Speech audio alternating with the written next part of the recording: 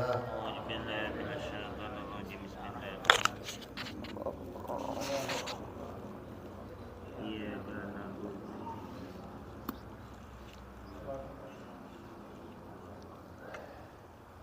Bismillahirrahmanirrahim. Assalamualaikum warahmatullahi wabarakatuh.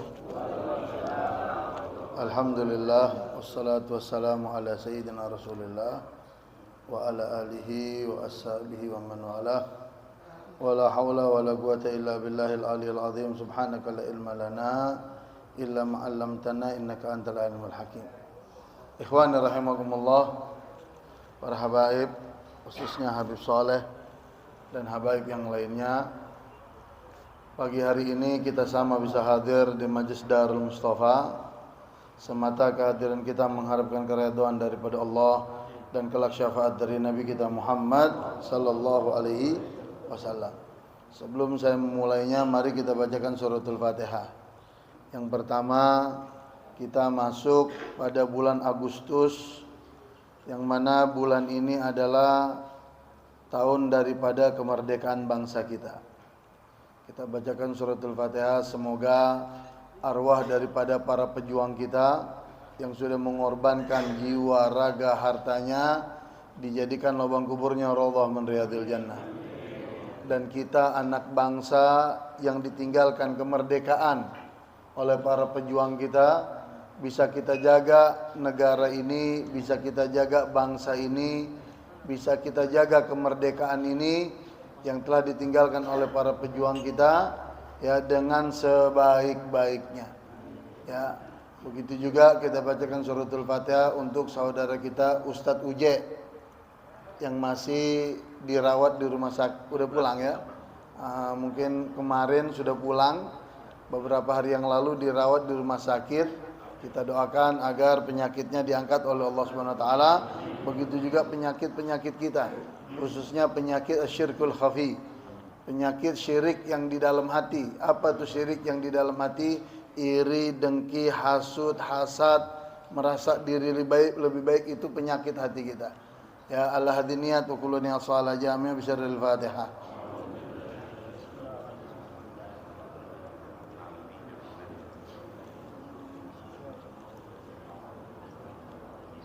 Fadhal Habib Muhammad. Wa'lam anna man hafidha fi adatihi alal adabi an-nabawiyyati hafidhallahu minat ta'addi ila ma rawahu minal a'mal wal akhlaqir radiyah wa hasala alal masalih wal manafi' ad-dunyawiyah wa diniyah allati ja'ala Allah bi hikmatihi fi tilkal umuril adiyah. Dijelaskan di dalam kitab Risalatul Mu'awana, ketahuilah bahwasanya orang yang menjaga setiap tingkah lakunya, setiap gerak-geriknya dengan adab nabawiyah, ya, maka Allah akan menjaga daripada keteledorannya itu tetap masih baik akhlaknya, enggak jelek. Maksudnya begini, Pak. Kalau kita biasa melakukan sehari-hari kita tuh dengan adab. Kita keluar rumah ada adabnya, dengan kaki kanan, ada doanya. Masuk kamar mandi, semua Islam ini penuh dengan adab. Nah, kalau hidup kita lakukan dengan adab nabawiyah, dengan akhlak, ya kan? Sekali waktu kita misalnya terpleset, atau ada hal yang kita lakukan tanpa kita ketahui, tetap itu masih di dalam rangka akhlak tersebut. Karena kenapa? Dirinya itu terbiasa dengan akhlak yang baik.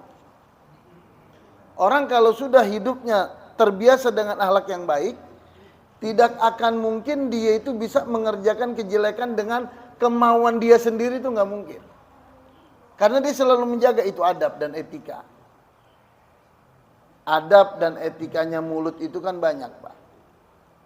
Ya kan? Mulut itu digunakan untuk berzikir, untuk membaca Quran. Ya kan? Ini mulut kita gunakan bicara yang baik-baik, ya kan?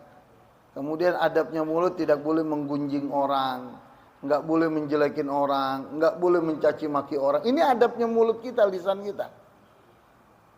Nah, kalaupun sekali waktu yang keluar dari mulut kita ini tanpa spontan gitu, pasti itu masih di dalam rangka akhlak tersebut.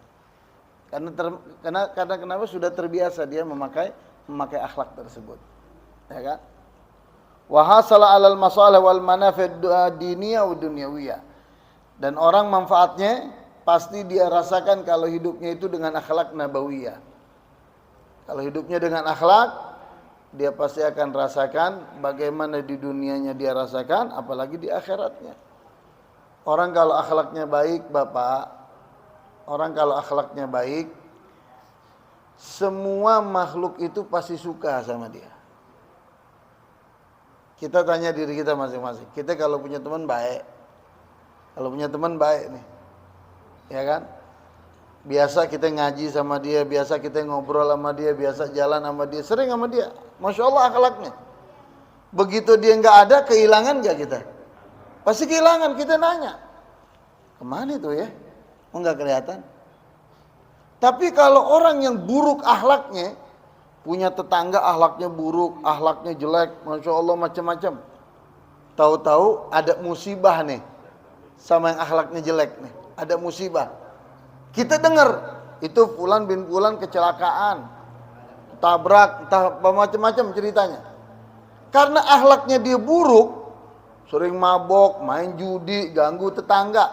Itu tetangga begitu dengar tuh orang yang jelek terkena musibah, bilangnya apa? Biarin deh, jadi pelajaran untuk dia. Tuh coba. Nah, ini penting, Pak. Kehidupan kita tuh di dalam rangka akhlak ini penting. Karena ilmu nggak menjamin, Pak. Ilmu tuh nggak menjamin seseorang. Tapi akhlak yang menjamin seseorang tuh dia pasti punya ilmu. Makanya Nabi diutus bukan ilmu, Pak. Nabi ummi. Nabi orang yang buta huruf, yang nggak ngerti. Itu diibaratkan. Tapi Nabi di sini bu'itsu liutammima makarimal akhlak. Ya kan? Allati ja'alallahu bihikmatihi fi tilkal umuril adiyah. Yang mana kebiasaan seseorang kalau kehidupannya dia itu selalu berakhlak nabawiyah, selalu berakhlak baik, maka kerja yang dia lakukan setiap hari pasti itu udah baik. Itu hikmah ilahiyah. Itu menjadi ketentuan Allah. Ya. Wa min sirri an takmala Allahul hal hurriyah wa tahir ala an-nas al-khufd bil basariyah. Fa yaj'al harakatu an takmala wa sakanatu fi dhahiri wa batini madbutah bil qanun asy-syar'i. Ya, maka dia jadikan diri dia terikat. Dia jadikan diri yang madbutah, terikat bil qanun dengan aturan-aturan syariah.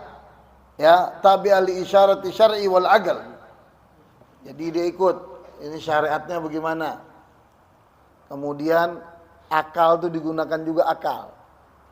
Ini akal nih menjadi pembeda antara manusia dengan binatang. Makanya Allah katakan kita ini Pak hewan juga kita. Cuman ada dua hewan tuh. Ada hewan natik wa hewan ghairun natik. Kalau hewan natik yang berakal itu kita. Kalau hewan ghairun natik yaitu binatang. Jadi bedanya antara kita dengan binatang satu. Apa? Akal saja. Jadi kalau Allah kasih kita akal, yang natik ini Allah kasih kita akal, tidak kita gunakan ini akal, maka bedanya kita dengan binatang itu apa? Seperti muallim, ulama Kiai Betawi kita, almarhum Kiai Haji Abdullah Syafi'i. Siapa orang Betawi yang nggak kenal dengan Kiai Haji Abdullah Syafi'i? Ya, kalau kita dengar dia habis subuh ceramahnya tuh, lah, masya Allah. Ini Kiai Haji Abdullah Syafi'i bilang apa? Waktu beliau ceramah di Kuitang, beliau bilang apa? Manusia itu dikasih beda sama Allah akal. Tapi akan datang akhir zaman nanti, kita udah susah ngebedain antara manusia yang berakal sama binatang yang nggak berakal. Susah kita bedain. Dibilang manusia, akhlaknya kayak binatang. Dibilang binatang, wajahnya, gambarnya manusia. Sampai beliau bilang, kayak Habib Syafi'i, nanti di akhir zaman, ya di akhir zaman itu, Anda akan melihat aurat perempuan, ketek perempuan lebih mudah daripada ente lihat ketek ayam. Itu kayak Habib Syafi'i bilang. Ente lihat ketek perempuan di akhir zaman lebih mudah dari ente lihat ketek ayam. Sekarang ente lihat ayam susah apa enggak? Kira-kira ayam kalau jalan dibuka gak ketek, diangkat gak kira-kira? Ente lihat ayam kalau jalan diangkat, diablagin, diangkat. Udah ada bulunya, ditutup lagi sama tuh ayam. Betul? Ditutup rapat-rapat. Ini binatang nih. Tapi ente lihat manusia sekarang banyak yang diabrag-abragin. Hah? Subhanallah, omongan beliau tuh wage. Artinya apa? Ah, itulah. Kita mau membedakan manusia sama binatang karena akal, tapi di akhir zaman akal nggak dipakai. Orang akalnya dirusak sama narkoba, dirusak sama judi, Pak. Ini bangsa bagaimana mau benar? Kalau 1000 anggota DPRD dan DPR RI terlibat judi online, 1000 ente bayangin. Makanya jangan heran, Pak, kalau negara kita ya 10 tahun dipimpin oleh presiden yang sekarang ini, itu utang kita itu sampai 8.444 triliun. Nah tuh kalau ente jadiin cendol gimana itu duit segitu? Hah? Bagaimana? Habib Abu Bakar kalau dijadiin cendol gimana Habib Muhammad? La ilaha illallah. Yang bayar siapa? Kita. Wah Habib, kita emang gak usah ikut campur urusan negara. Pertanyaannya, kalau ente semua bilang gak mau ikut campur urusan negara, yang mimpin negara ini siapa? Kalau semua urusan kepemimpinan ente bilang, wah Islam gak ngajarin. Nabi itu apa? Nabi itu pemimpin dunia dan akhirat. Kita umat Islam gak boleh, ya kan, buta dengan politik. Kita harus tahu politik itu, kita harus tahu. Ente punya anak, didik anak ente dengan kepintaran ilmunya. Anak saya ahli hukum, didik anak ente dengan hukum yang benar. Tanamkan kepada anak. Anda bela hukum yang benar ya nak ya. Jangan yang salah Anda benarkan, yang benar Anda salahkan. Anak Anda menjadi polisi, tanamkan kejujuran. Silakan. Didik anak kita sesuai jalurnya masing-masing. Ya kan? Yang pintar agama begitu juga. Jangan Anda jual hukum Allah, jangan Anda jual ayat-ayat Al-Quran, Anda jual hadis, thamanan galila dengan harga yang murah. Bilangin. Tidak ada ilmu yang tidak baik, Pak. Semua ilmu ini baik. Cuman bagaimana kita menerapkannya. Orang ahli ngerakit bom. Dia punya ilmu ahli ngerakit bom. Ahli bikin rudal. Baik. Kalau dia terapkan di tempatnya, keahlian dia, ilmunya baik.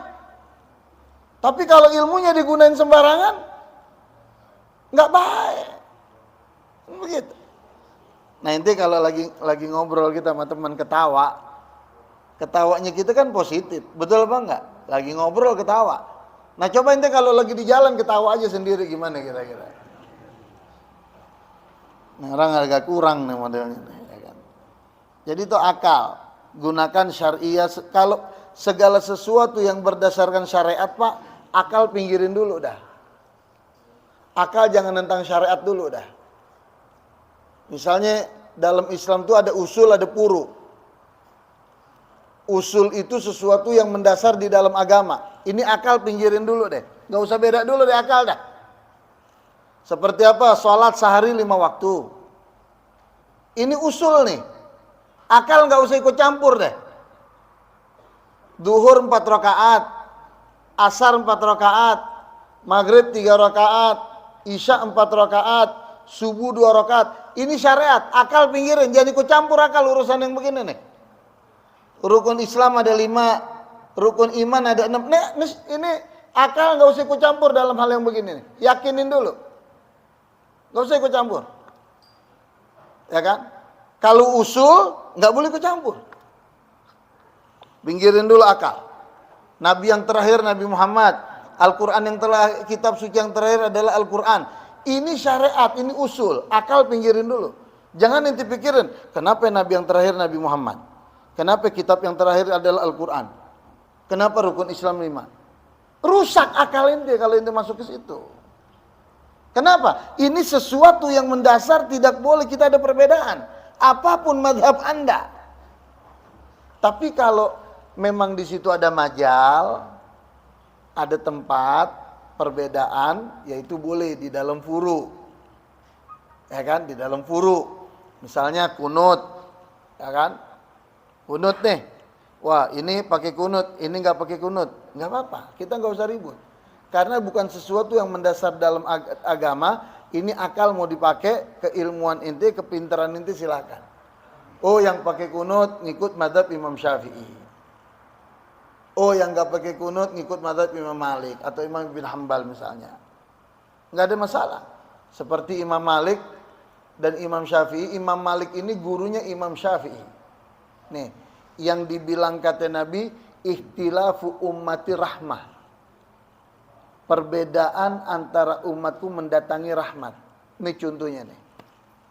Bukan kayak kita sekarang. Sekali waktu Imam Syafi'i berkunjung ke rumah gurunya Imam Malik. Sampai di rumah Imam Malik, di tempat Imam Malik, di pesantrennya Imam Malik. Waktu sholat subuh Imam Syafi'i disuruh jadi imam sholat subuh. Imam Syafi'i kan gak pakai kunut. Imam Syafi'i pakai kunut. Begitu Imam Syafi'i jadi imam sholat subuh, Imam Syafi'i gak pakai kunut. Imam Syafi'i yang biasa pakai kunut gak pakai kunut Imam Syafi'i. Selesai sholat, selesai zikir apa, muridnya Imam Syafi'i nanya, wahai guru, apakah pendapat guru sekarang sudah berubah? Sholat subuh nggak pakai kunut. Kata Imam Syafi'i, enggak. Saya masih pakai kunut kok. Loh, tadi kenapa nggak pakai kunut? Saya menghargai pendapat guru saya, Imam Malik, yang dia subuh tidak pakai kunut. Coba lihat akhlak dan adabnya. Nggak ribut. Sekali waktu kebalikannya, Imam Malik datang ke tempat Imam Syafi'i. Sholat subuh Imam Malik jadi imam. Imam Malik nggak pakai kunut. Begitu waktunya kunut, Imam Malik pakai kunut. Allahumma hadina fi man hadait, wa'afina fi man afait. Selesai sholat subuh, habis dzikir, habis wirid, macam-macam, Imam Malik ditanya oleh muridnya, wahai guru, kenapa guru tadi sholat pakai kunut? Bukankah pendapat guru subuh nggak pakai kunut? Kata Imam Malik, aku pakai kunut, masih pakai kunut. Loh, tadi kenapa nggak pakai kunut? Saya menghormati murid saya yang pendapatnya sholat subuh pakai kunut. Nggak ribut, Pak. Nggak kayak kita sekarang. Ada perbedaan dikit ribut, naudzubillah min dzalik. Inti ribut urusan perdebatan. Masalah inti baca maulid, ya memperingati maulid, baca rawi maulid, ama enggak ribut urusan baca maulid aja ribut. Inti yang mau baca maulid baca. Yang enggak mau baca maulid terserah. Udah gitu aja udah. Nabi enggak rugi, ente enggak baca maulid, Nabi enggak rugi. Kalau kita baca rawi maulid, berjanji Syaraful Anam, maulid Azab, maulid Dibai, maulid Samtud Durar, maulid Dia Ulami, macam-macam maulid. Kalau ente baca itu maulid, yang untung kita, bukannya Nabi. Ente taat sama Allah sehari 5 waktu sholat. Allah yang untung nih saya taat. Apanya yang untung Allah sama kita? Kita yang untung kalau taat dengan perintah Allah. Kita yang untung kalau taat dengan anjuran Nabi kita Muhammad. Allah dan Nabi nggak diuntungin sama kita. Ada inti atau nggak ada inti tetap aja dunia begini. Ya kan? Kemudian wa kaifa mawaqa dhammul adat ala lisan sufiyah. Fal maqsud bi ad-duhur fiha ala al-muqtada syahwa wal hawa wal istirsal ma'aha duna muhafadzah 'ala al-adab asy-syar'iyyah. Wa qala hujjatul Islam fil arba'in al-asl ba'da an hatha ala mutabati Rasul sallallahu alaihi wasallam wa nabi ala syai' min asrariha. Hadza kullu fil adat wa amma fil adat fal a'rif li tariki sunnah wajhan illa kufran khafiyan aw hamkan jaliyan fa araf bidzalik. Ya. Walam annahu yanbaghi laka an tusaddira jami' umurika bismillah. Kemudian kata Habib Abdullah bin Al-Haddad, dianjurkan bagi kita semua untuk tidak melakukan sesuatu amal, tidak melakukan apapun kecuali kita dulukan dengan bismillah, dengan nama Allah.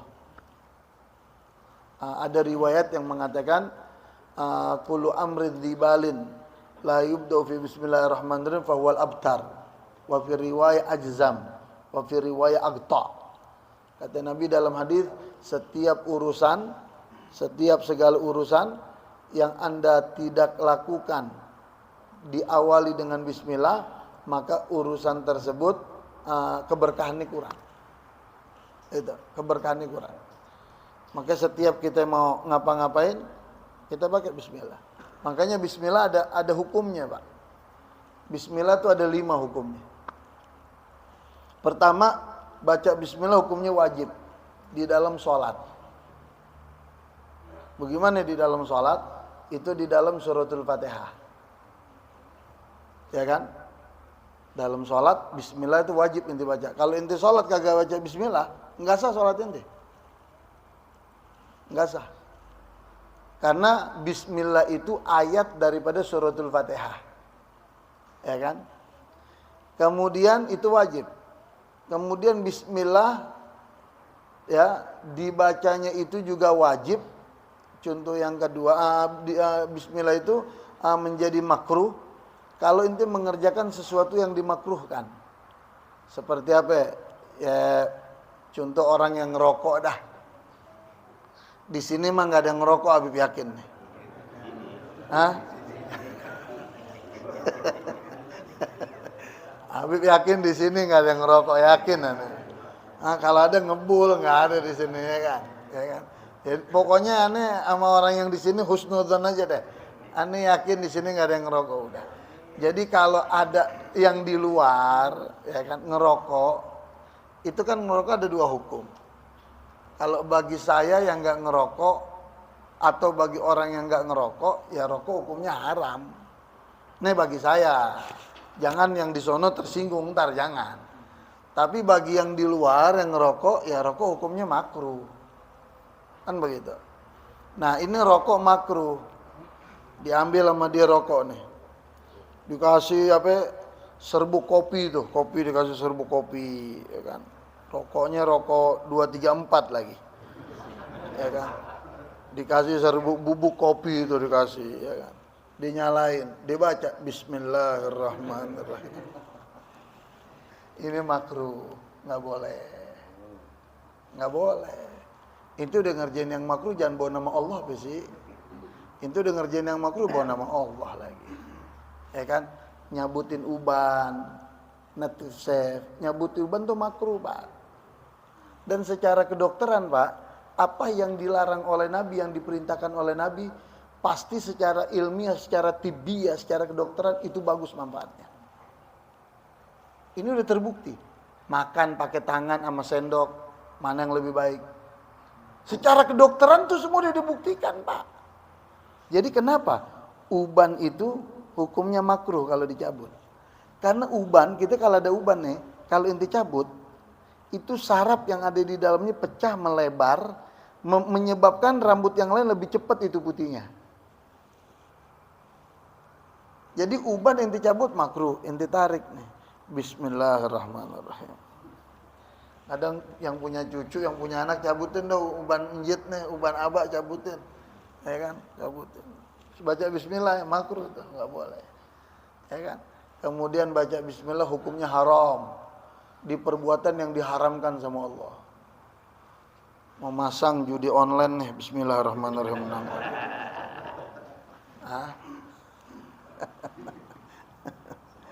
Ya Allah, Pak, enggak ada, Pak. Yang namanya judi buat orang kaya tuh kagak ada.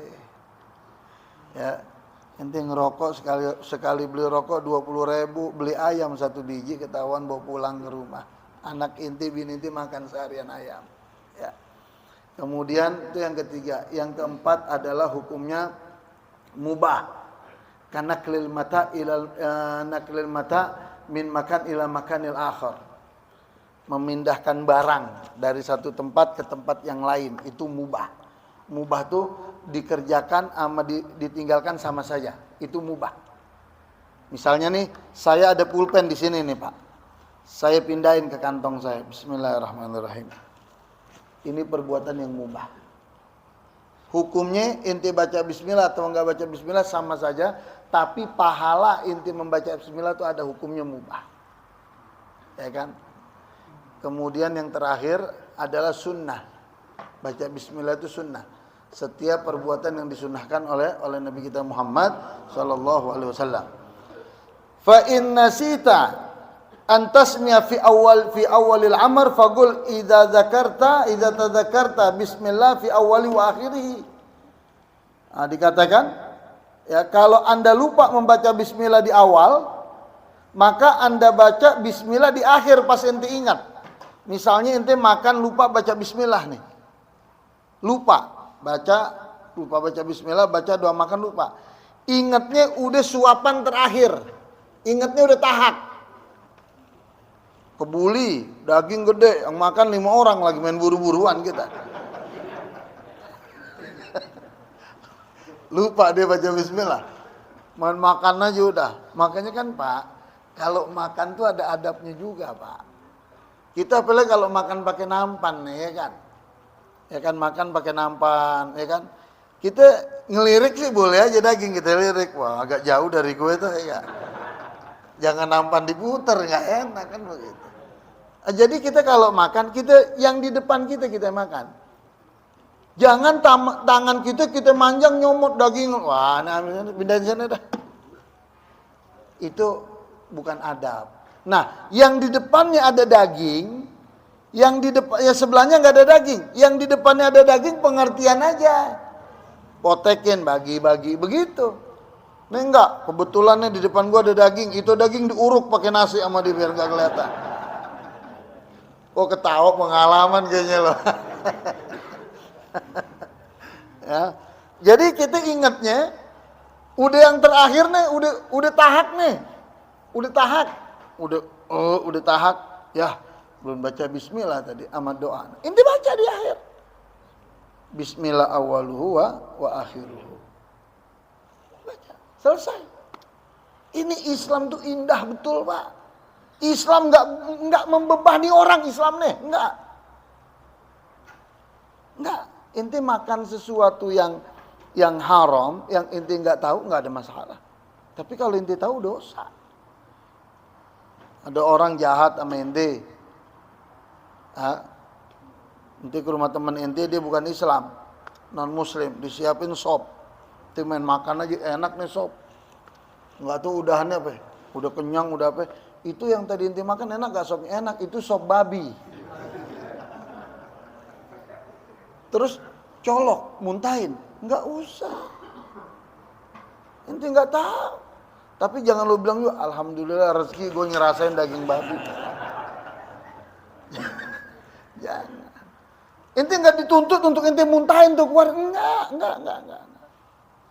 Tapi kalau ente tahu ini haram yang disiapin, ada bedanya nih daging nih. Ini daging meragukan saya, ini daging nggak benar nih. Ini diharamkan dalam agama saya. Ente tahu, ente makan ente dosa. Wah beb, dagingnya sih enggak beb. Kuahnya doang saya irup sarua kene. Ya kan? Nah kira-kira tuh kuah kalau nggak ada daging jadi kuah nggak? Lalu irup aja air. Kalau bilang kuah itu sama, ya kan? Wastahid an tadkhula fi syai'in minal adat ila biniyatin shalih, dan berusahalah Anda untuk masuk dalam segala urusan itu pasang niat yang baik. Niat yang baik, Pak. Ini niat kita nih, Pak. Niat aja tuh dicatat sama Allah. Dikasih di hari kiamat, niat kita tuh dicatat. Beb, saya niat nggak ngerjain tapi niat Allah catat. Ini hebatnya umat Nabi, Pak. Kita punya niat baik, udah dicatat pahala. Kita punya niat jelek, belum dicatat sama Allah. Kapan itu kita dicatat perbuatan jelek itu? Saat kita mengerjakan kejelekan. Ente ngerjain kejelekan, baru ente dicatat itu dosa. Kalau cuma niat, nggak dicatat. Tapi kalau kebaikan, niat baik dicatat. Ente dari sini pulang, Habib saya dari sini pulang, niat mau ke rumah umi saya, ke rumah abah saya, ke rumah orang tua. Saya mau beliin makanan, saya mau cium tangan orang tua saya, udah lama nggak ketemu, seminggu, 2 minggu. Saya mau ketemu, mau cium tangan, mau ngobrol, mau duduk. Niat, sampai rumah ada urusan, istri lah minta anterin kondangan, anak lah minta ke sana. Tapi inti udah niat, itu udah dapat pahala inti. Tapi jangan niat terus. Anda mau tahajud beb, niat mulu, ngerjainnya kagak lu niat mulu. Tapi nonton bola lu niat begadang, ya kan? Jangan banyak akalnya juga sama syariat, ya kan? Jadi berusahalah kita setiap perbuatan itu kita masuk, kita biasakan dengan biniatin soleh, dengan niat yang baik. Fa idza labista thiyabaka fanwi bi satrul awratik allati amrallahu bisitriha. Contohnya apa di sini dikatakan? Fa idza labista thiyabak, kalau ente pakai baju ente, fanwi bi, niat waktu ente pakai baju, niat untuk nutupin aurat ente. Niat nutupin aurat ente yang diperintahkan oleh Allah untuk nutupin aurat. Saya pakai baju niat nutupin aurat saya, karena nutupin aurat ini diperintahkan oleh Allah. Coba semuanya diatur. Pakai baju niat yang baik, ya kan? Jangan pakai baju, Pak, khususnya kita introspeksi diri kita, Pak. Untuk keluarga kita, istri kita, anak kita. Pakaikanlah istri kita, anak kita pakaian syariah, Pak. Pakaian yang bagus, yang enggak melanggar agama, pakaiin kerudungan, pakaiin baju panjang. Kalau mau pakai celana, pakai yang celananya gombrong, ya kan? Jangan aurat istri kita dilihat sama orang banyak di umum, jangan. Yang lihat aurat istri kita aja udah. Yang punya jangan orang suruh lihat juga. Ente beli buah di pasar induk sama di toko buah, di total di toko buah, itu harganya bedanya 10 kali lipat. Jeruk di induk ente beli sekilo 10.000. Tapi kalau ente beli di toko buah 30.000. Kenapa? Udah dibungkus tuh jeruk, dibungkus. Ada kena AC dingin, dibungkus, tempatnya mahal. Di induk kagak, ngablak. Nah bedanya begitu, Pak. Nah kalau kita punya istri kita blaken, sama juga beli buah di induk, itu murah. Anak-anak kita punya anak perempuan, pakein dari kecil anak baju yang sopan, yang bagus. Anak laki beliin mainannya golok-golokan, beliin mainannya pacul-paculan, beliin mainannya mobil-mobilan. Dari kecil kita didik beda mainannya. Yang perempuan beliin mainannya boneka-bonekaan, triska-triskaan, anak perempuan. Nah jangan kebalik, anak masih kecil dibeliin triska-triskaan, masak-masakannya anak laki. Ntar udah gede ngomongnya ngelehoy. Ngomongnya ngelehoy udah gede. Nggak boleh. Dari kecil tuh udah ada caranya ngedidik anak. Itu Islam begitu. Makanya kalau ente punya anak udah mulai ngelehoy, ente adu aja suruh berantem dah, biar hilang tuh ngelehoynya, ya kan? Kemudian waqtada biyamini fi nahwil gamis. Ente niat untuk nutup aurat mulai dengan tangan kanan. Ya, wa akhiriha fi naziha, dan di tangan kiri yang keduanya, ya, itu ada aturannya, Pak. Ente pakai itu gamis, ya. Warfa izaraka wa gamisika alina fisak. Pakai gamis ente atau kain ente di atas mata kaki. Di atas mata kaki pakai. Kalau pakai gamis, pakai kain di atas mata kaki. Khususnya kalau sholat, Pak. Khususnya kalau sholat di atas mata kaki. Itu, ya. Fa idza bita fala tujawil Ka'bah. Dan kalau misalnya ente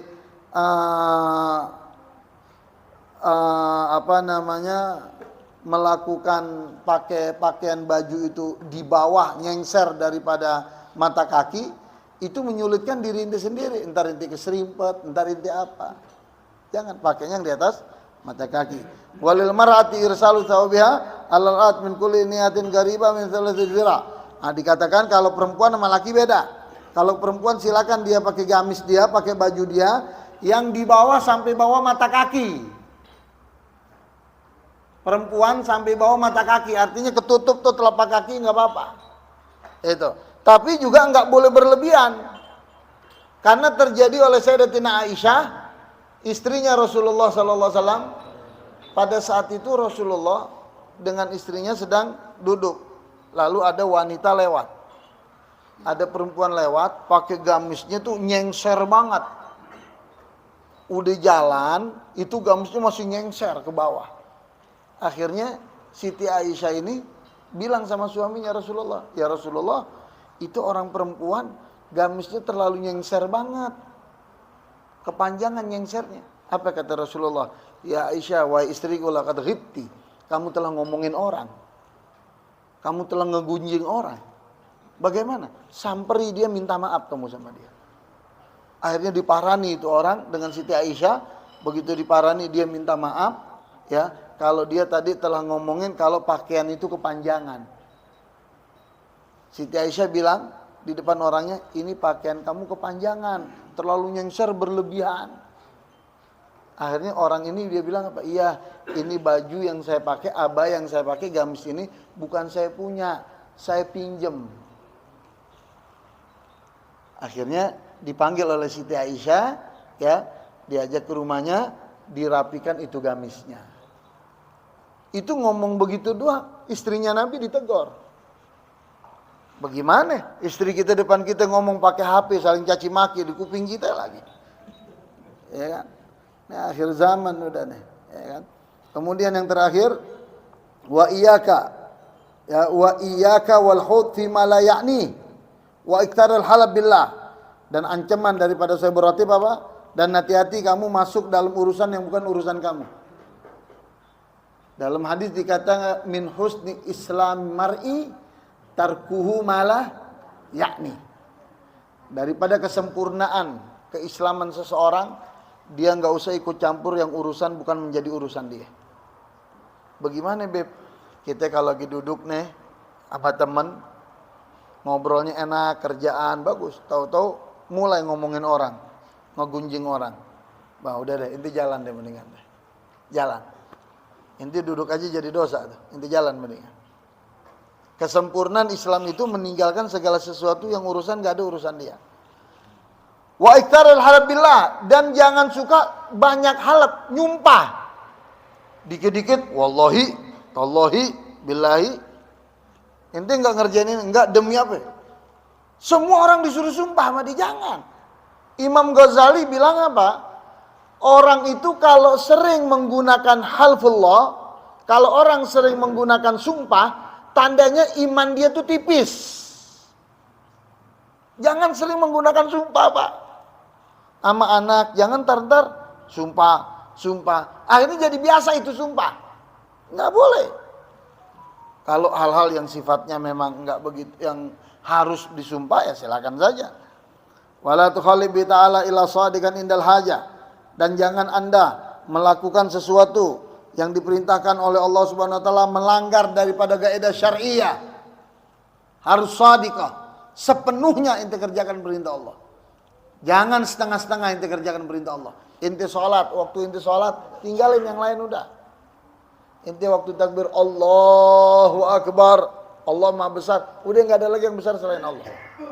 Ente sholat, ente baca doa iftitah, inni wajjahtu wajhiya, aku hadapkan diriku dengan dirimu ya Allah. Makanya sholat itu apa? As-silah ma bainal abd war rabb.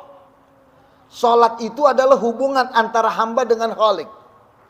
Sholat itu hubungan antara Allah dengan hambanya, antara kita dengan Allah, itu sholat. Nah, makanya dinamakan sholat. Limadza summiya shalah? Li'annahu silah ma bainal abdi war rabb. Ya kan? Jadi kalau sholat itu jangan ada campur aduk dengan yang lain. Allahu Akbar. Kita mikir ntar. Wah, habis dari sini gue kemana nih? Puyang nyari duit nih. Grab sepi, Gojek sepi, apa sepi. Jangan. Saya punya pengalaman, Pak. Waktu itu kira-kira 20 tahun yang lalu, saya naik taksi. Saya masih tinggal di Rawasimpruk, Kebayoran. Saya naik taksi dari Cawang. Begitu di tengah jalan nih supir taksi bilang, "Pak Ustadz, rezeki saya biar gampang bagaimana ya Pak Ustadz ya? Saya narik nih dari pagi, sepi banget, boro-boro dapat setoran, makan juga baru sekali. Makan tadi siang jam 11, belum makan lagi sampai sekarang. Sepi, gimana rezeki biar gampang Pak Ustadz?" Saya tanya sama dia, "Ente, ikhtiar ente nih yang suruh siapa ente ikhtiar usaha?" "Allah," katanya. "Oh Allah. Terus yang kasih rezeki ente siapa? Ane bisa naik sama ente nih, yang nentuin ane bisa naik itu siapa?" "Allah," kan? "Iya Allah." Jadi ikhtiar ente Allah yang perintahkan, rezeki ente Allah yang kasih. Pertanyaan saya, kalau rezeki ente mau berkah mau banyak cukup, perintah Allah udah ente kerjain belum dari tadi pagi sampai sekarang? Apa itu? Sholat. Ente udah sholat duhur belum? Enggak, boro-boro sholat duhur. Asar? Enggak. Maghrib? Enggak. Nah, Allah yang perintahkan ente ikhtiar. Allah yang kasih ente rezeki. Terus perintah Allah yang tinggal kerjain, kira-kira dikasih ya yang ente mau. Jadi bagaimana caranya Ustaz? Kalau ente mau rezeki banyak, cukup, berkah, perintah Allah kerjain 5 waktu. Udah, minggir sholat, kerjain 5 waktu. Subhanallah, kita juga udah lupa sama batang hidungnya, udah lupa. Sama batang hidungnya udah lupa. Udah berapa lama, udah setahun kali, tahu-tahu naik taksi lagi, pas lagi dia. Emang dia bilang, "Saya berapa kali lewat sini nungguin Pak Ustadz nih, gak ketemu-ketemu," katanya. Kalau dulu kan gak ada gojek-gojek begitu, gak ada. Akhirnya saya naik. "Alhamdulillah Pak Ustadz, rezeki saya berkah sekarang cukup. Anak saya sekolahnya rapi, apa ngontrak. Alhamdulillah deh." Nah, "Ustadz lupa ya sama saya?" "Lupa." "Ustadz yang kasih saya rezeki." "Lah gue ngasih rezeki dari mana?" Gue bilang. "Ustadz yang suruh saya jaga sholat 5 waktu Ustadz. Setelah saya ngobrol sama Ustadz, besoknya saya jaga sholat 5 waktu. Alhamdulillah Ustadz, sampai sekarang saya jaga, gak pernah saya tinggal, cukup." Nah makanya di sini dikatakan apa? Kalau kita mengerjakan perintah Allah sepenuh hati. Jangan setengah-setengah. Jangan jempol ente gak ikut, jangan. Ikut semua diri ente sholat. Itu ya. Kemudian yang terakhir, ya, wahzarul kadzib bi jami' anwa'i. Hati-hatilah Anda dengan sifat bohong. Bi jami' anwa'i, dan yang sejenisnya itu bohong. Enggak ada bohong buat kita senang, enggak ada bohong buat kita sukses, enggak ada. Saya punya anak, Pak. Ente punya anak. Kadang-kadang anak namanya anak, Pak, sama orang tua dia suka bohong karena takut dipukul. Tapi saya suka bilang sama anak saya begini, "Udah, Abah enggak marah. Asal kamu jujur. Ini kamu main HP apa enggak tadi? Ini kamu main game apa enggak? Ini kamu begini." Kita ngomong aja sama anak kita. Abang nggak akan pukul. Ya, dia ngomong jujur, iya main. Kalau udah jujur jangan digebuk. Udah jujur digebuk juga tuh anak. Besok-besok lo ajak ngomong kagak mau jujur dia. Gue jujur digebuk, mending gue bohong. Ya, jadi tanamkan dengan anak kita tuh bahwasanya bohong dengan berbagai macam jenisnya udah kagak benar udah. Fa innahu managidul lil iman. Karena sifat bohong itu ya menghancurkan daripada keimanan kita. Dikit-dikit iman kita berkurang, Pak, kalau bohong. Wa iyyaka wal ghibah, dan hati-hatilah kalian dengan ghibah.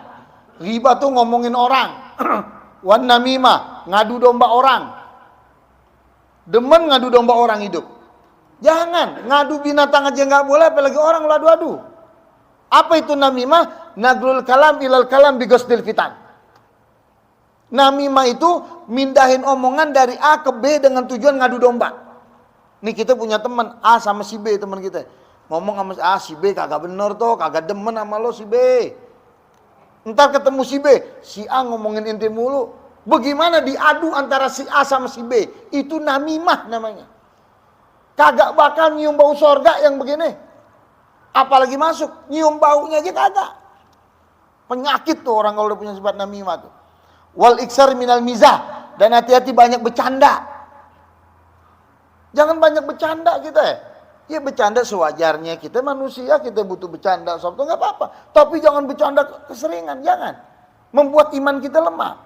Wastinabu sa'iril kalamil qabi, dan tinggalkan semua omongan-omongan yang jelek. Ini Pak, omongan sekarang dialusin. Ini mohon maaf nih, omongan anak sekarang nih. Ya, ada bahasa apa? Anjir. Ada bahasa anjrit. Apa itu anjir? Anjir itu anjing. Ini kan bahasa kurang ajar. Kalau ngomong kadang-kadang depan orang tua, anjrit. Saya nggak tahu apaan tuh anjrit gitu kan, suka dengar orang. Anjir apaan? Saya tanya mana? Itu anjrit, anjir apa? Anjing bah, kata. La ilaha illallah. Itu kalam qabi, buang. Wa imsak an radiyatil kalam kama tamsiku anil mazmumah. Dan inti jaga omongan inti. Inti kalau mau ngomong jaga dulu. Inti kalau mau ngomong nih pikir-pikir dulu. Ini saya ngomong nih manfaat apa enggak? Karena Habib Abdul Haddad Sahibul Ratib bilang apa? Alisan saghirun jurmu kabirun jarmuhu. Lidahnya bentuknya kecil. Enggak ada tulangnya nih lidah. Bentuknya kecil, tapi bahayanya luar biasa itu lidah. Bahaya luar biasa itu lidah. Jadi bagaimana? Ini lidah kita jaga. Sayyidina Abu Bakar Siddiq itu diambil batang puun kecil yang udah keras kayak batu kecil, ditaruh di lidahnya. Kalau dia mau ngomong, dipikir-pikir dulu. Kalau baik diangkat, baru ngomong. Udah selesai ditaruh lagi. Ditanya oleh sahabat, ya Abu Bakar, kenapa kamu taruh? Iya, saya untuk menjaga lidah saya untuk tidak bicara macam-macam. Karena akan banyak orang terjerumus ke dalam api neraka sebab tidak bisa menjaga lidahnya. Tapi kenapa di saat kamu bicara dengan Rasulullah, kamu cabut itu batu, kamu ngomong sebanyak-banyaknya? Iya. Karena di saat aku makin banyak bicara dengan Rasulullah, disitulah aku makin mendapatkan pahala daripada Allah Subhanahu Wa Taala. Makin banyak Rasulullah menjawab bagaikan mutiara yang keluar dari mulutnya Rasulullah Sallallahu Alaihi Wasallam. Nah, semoga Allah berikan keberkahan kepada kita semua dan Allah jadikan kita orang yang bisa menjaga daripada syariat, orang yang diberikan oleh Allah bisa memanfaatkan menggunakan akal kita dengan sebenar-benarnya. Ala hadiniat wa kullu niat shalah jami'ah. Rabbi fanfa'na bi barakatihim wa hadinal husna bi hurmatihim wa amitna fi tariqatihim wa muafatihim minal fitani. Wa sallallahu wasallam alhamdulillahirabbil alamin. Kurang lebihnya mohon maaf. Saya menyampaikan ini hanya badalan saja, ganti daripada Habib Alwi karena Habib Alwi enggak ada. Kalau enggak ada air tayamum, saya tayamumnya aja dah. Kalau ada air ya batal tayamumnya udah. Jadi saya cuma badalan pengganti daripada Habib Alwi. Assalamualaikum warahmatullahi wabarakatuh.